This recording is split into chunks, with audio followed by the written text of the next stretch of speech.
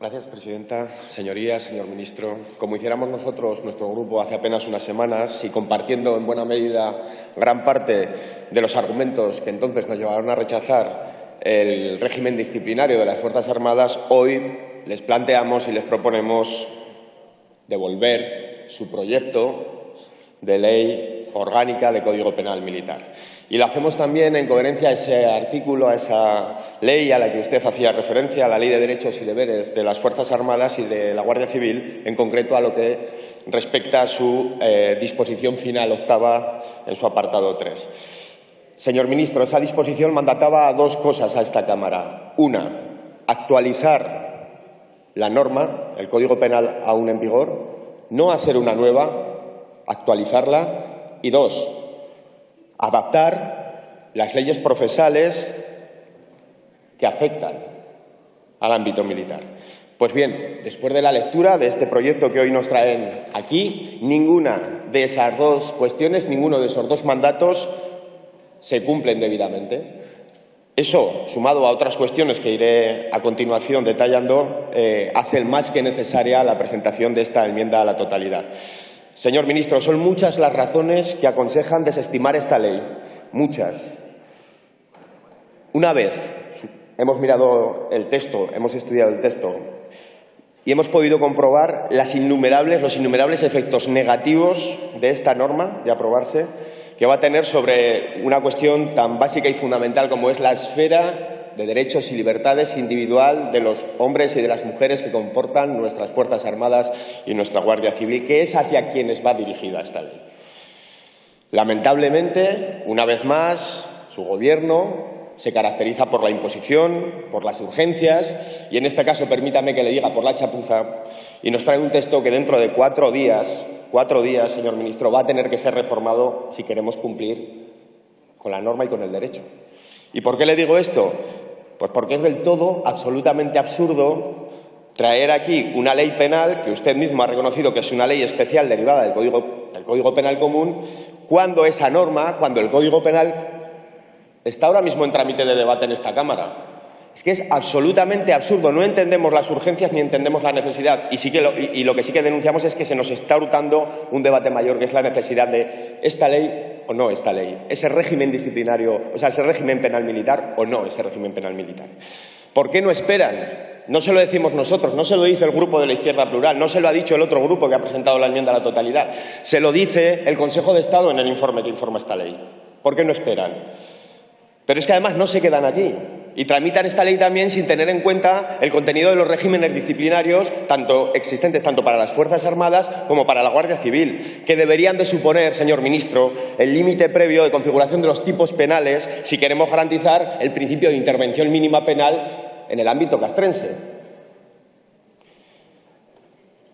Estas normas disciplinarias, señor ministro, a nuestro juicio, y teniendo en cuenta el debate que le he dicho antes tuvimos hace muy poco tiempo, recogen en buena medida y deberían de ser suficientes para la llamada salvaguarda de los bienes jurídicos castrenses. Pero es que, claro, si sumamos además el cómo han tramitado esta ley, pues evidentemente la enmienda a la totalidad coge y recoge muchísimo más sentido.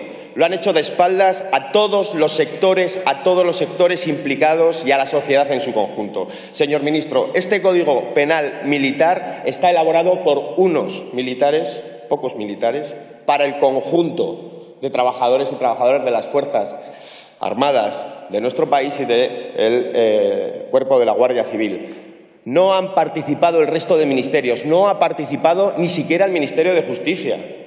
Han desoído absolutamente, han impedido la preceptiva participación de las asociaciones profesionales de la Guardia Civil. Lo de la Guardia Civil fue bochornoso en el trámite previo, señor ministro, y de las Fuerzas Armadas en su debate. Incluso el posicionamiento del Consejo de Personal de las Fuerzas Armadas. Todo esto lo han desoído. El propio informe del Consejo de Estado sobre esta ley así lo determina, así lo dice. Ustedes han hurtado este debate social en la elaboración de esta norma que recoge exclusivamente una única sensibilidad y percepción y niega otros caminos posibles. Ya se lo han dicho desde esta tribuna y yo se lo vuelvo a decir. ¿Por qué esta ley no solo se circunscribe a lo estrictamente castrense y de aplicación sería aplicar única y exclusivamente en determinadas circunstancias de la vida del Estado? ¿Por qué no se opta por ese modelo? ¿O por qué no se opta por la integración de los delitos militares dentro del Código Penal común? ¿Por qué no? ¿Por qué no se hace ese debate? Sí es preceptivo ese debate antes que este. Ese debate es preceptivo, es antes que este. Y ustedes, evidentemente, no lo han permitido. Por el contrario, además, extienden el ámbito de aplicación de este Código Penal militar más allá de lo castrense. Usted ha intentado aquí explicarnos lo contrario, pero desde luego, leído el texto y analizado, nada de nada, señor ministro. Y es así porque recogen ilícitos penales, y usted lo ha reconocido, contemplados ya en el Código Penal común. No entendemos si este país está en una situación de plena democracia, de plena tranquilidad, si tenemos un régimen disciplinario que es muy agresivo, ya se lo dijimos en su día, no entendemos por qué además incorpora delitos ya contemplados, ilícitos ya contemplados penales en el Código Penal común. Es decir, esto lo que supone, independientemente de que el número de artículos se haya rebajado, es que se incrementa el número de delitos militares tipificados. Señorías, se está afectando con esta norma al límite constitucional infranqueable al aplicar la justicia militar fuera del ámbito castrense. Eso es lo que ustedes nos traen hoy aquí, y tenemos que ser conscientes todas y todos de lo que estamos votando. Pero es que además, y usted decía que no es momento de hablar de la jurisdicción militar, ¿qué momento va a ser más apropiado que este, si no, señor ministro? Mantienen una jurisdicción militar falta de independencia. Se lo dijimos ya en el anterior debate. Servida por miembros de un único cuerpo, que interactúan como jueces, fiscales, secretarios y asesores jurídicos del mando y, evidentemente, cuya carrera profesional depende del Ministerio de Defensa. Mire, señor ministro, si es mala cosa que los jueces sean parte en ningún orden jurisdiccional, en una democracia parece incluso peor que un juez tenga superiores a la hora de desarrollar su trabajo. ¿Les interesa a ustedes o no les interesa a ustedes que haya justicia en el ámbito militar? Es una pregunta que hay que hacerse. O, por lo contrario, prefieren que todo siga como está y se obedezca a los responsables de turno del Ministerio, aunque ello suponga la vulneración de principios fundamentales de los trabajadores y de las trabajadoras de las Fuerzas Armadas y de los cuerpos de la Guardia Civil. Pero es que, además, no siendo esto suficiente, incumplen ese mandato de esa disposición a la que usted hacía referencia de adaptar las leyes procesales militares a la realidad actual. Eso es determinante para garantizar y fundamental para garantizar el derecho fundamental de tutela efectiva, que ahora mismo no se está produciendo en el ámbito castrense, señor ministro. Y nosotros le exigimos cambiar ya esta situación. Debemos añadir, por si esto fuera poco, y al igual que pasó con la norma anterior que afectaba al régimen disciplinario, la falta de taxatividad y certeza que gravita de forma transversal a lo largo de toda la norma, y que, de aprobarse, señor ministro, tal cual está redactada, no generará ninguna seguridad jurídica y, por lo tanto, vulnerará el principio de legalidad. Mire, y le voy a poner dos ejemplos. Uno es aquel que tiene que ver con el apartado 3 del artículo 77. No podían haber ustedes dado una redacción más confusa, oscura e impredecible, a no ser que quisieran garantizarse de forma clara, transparente y predecible un tipo penal que utilizar y del que abusar, señor ministro, y se lo tengo que decir así, para perseguir a cuanto militar o a cuanto trabajador de la Guardia Civil resulte molesto.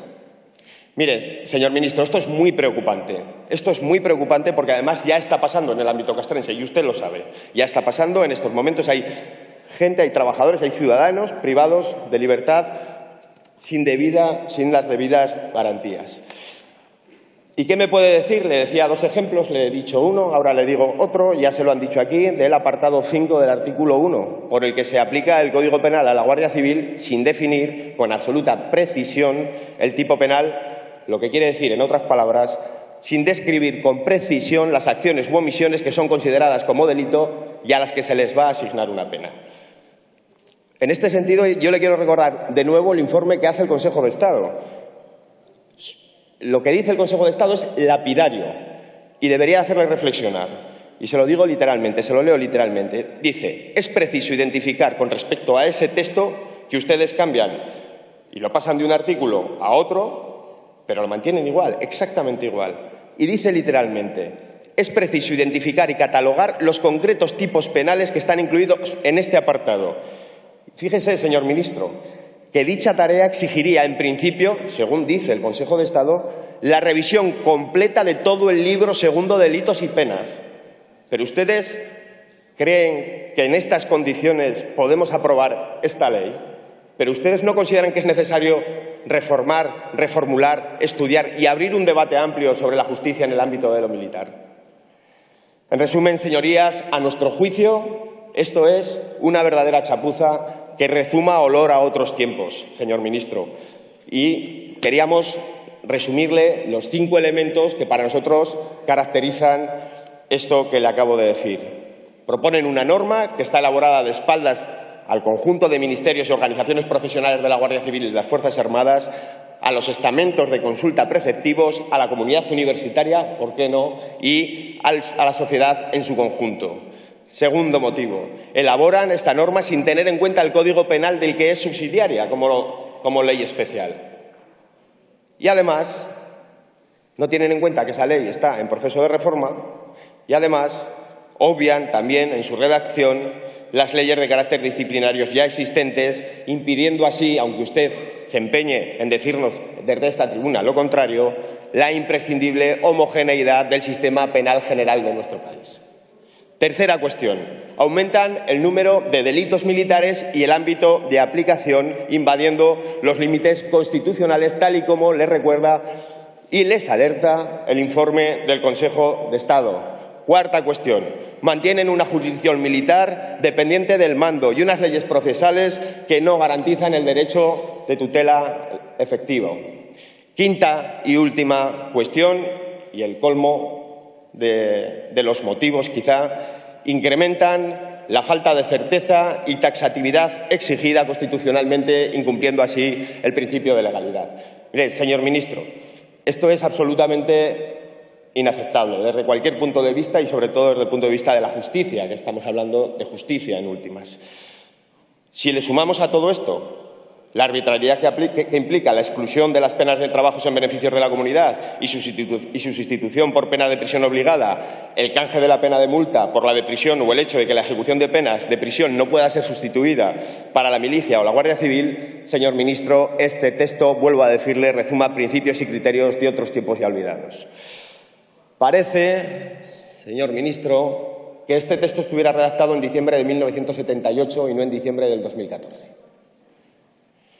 Quizás suceda esto otra vez más porque esta ley haya salido de la cabeza de esos pocos militares, de esos pocos mandos de los estados mayores, eso sí, con el plácet y el beneplácito de determinadas opciones políticas que no han entendido que España ya no es aquella España, que España ha cambiado y que además no quieren volver a esos tiempos. Hay que avanzar hacia el futuro, no podemos quedarnos atrás.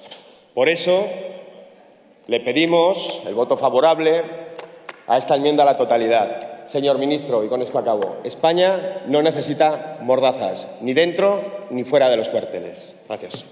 Gracias, señor Remón. Señor Remón, pasamos al turno de fijación de posiciones. En primer lugar, por el Grupo Vasco, señor Aguirrechea.